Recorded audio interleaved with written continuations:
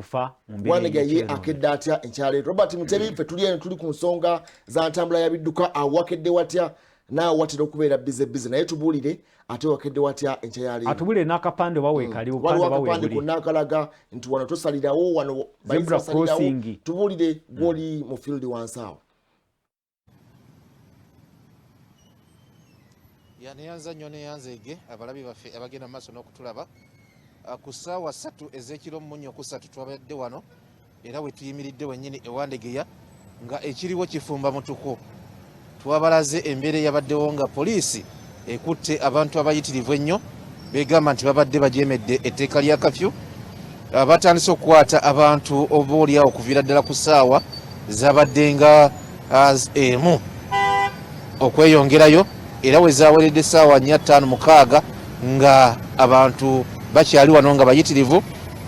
era nga poliisi egamba nti tegenda kubayimbula bonna bakuyimbulwa ku makya abasinga tukitegeddeko nti bwe zaweze essaawa 12 ne bayimbulwa naye nga wabaddewo jaamu ng'aviira ddala kumpi ku wali wansi ku Equatorio paka wano nga wonna motoka zikutte tugenza okukomawo essaawa zino ng'oba oliawo abasinga babatadde naye nga emotoka ezimu oba oliawo zo zikyaliwo anengera ezenalesewo ezimu wali zikyaliwo naye no ku poliisi ezimu ezadde ziyingiziddwayo nazo ndaba zikyaliyo nga kitegeeza nti oba oliawo bano babadde n'emisango egisingako kafyu naye nga abasinga babatadde kino nno kyaze oluvannyuma lwa poliisi okuyisa oba oliawo ekirangiriro nti bagenda kuddamu kukwatisa kafyu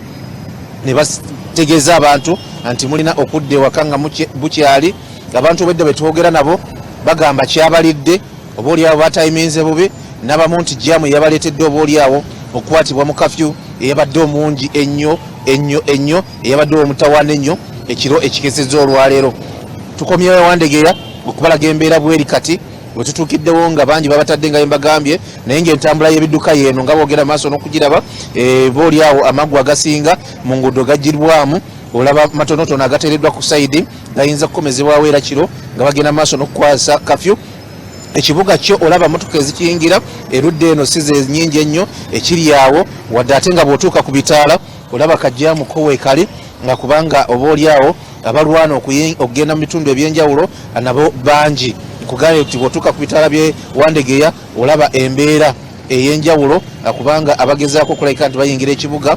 abo bangi naye nga ekiriwo kyekyo kyogera maaso n'okulaba gwe wenna ali ku Soul TV nti tewannabeerawo nnyo mbeera nzibuzibu naye ku nguudo endala kwe tuyitidde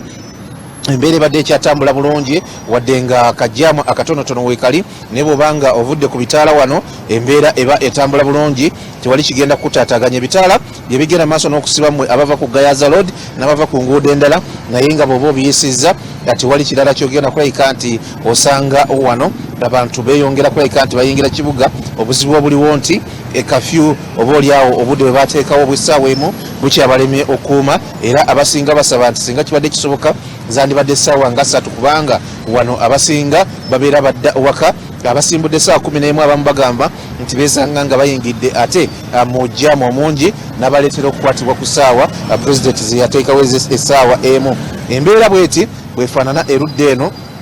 nga bwe nkutegeezezza nti motoka ezisinga ezadde zikwatiddwa kumpi zonna tulaba nti oba oliawo zagenze mu maaso n'okulabika nti abazitadde kubanga wano kyabadde kiyitirivu nnyo mu kiro ekikeesezza olwaleero. Muhammad Wamala ne Apollo tusiime kambawe omuzindaalo mugende mu maaso n'okuweereza mulina ekya zebra crossing kye mubadde mwogerako mu Uganda.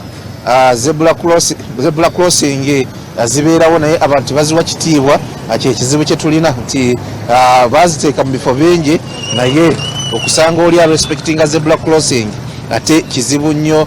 nnyene ddala wano mu ggwanga Uganda naye bw'olaba engeri abantu gye bayingiramu ekibuga nga bw'olaba bodaboda wano zetukulaga ssaawa zino olabira ddala nga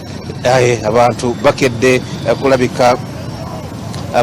kulabika nti abayingira ekibuga nga bwe mulabaawo ebyabaddewo ekiro ekikeesezza olwaleero bye mugenda maaso n'okulaba abali ku Soul TV nti poliisi ate yajjayo n'ag'omu buto okulabika nti oba oliawo abakwata abantu nga babadde bajeemedde ate kafyu naye nga ekiseewuunyisa abamu babakutte nga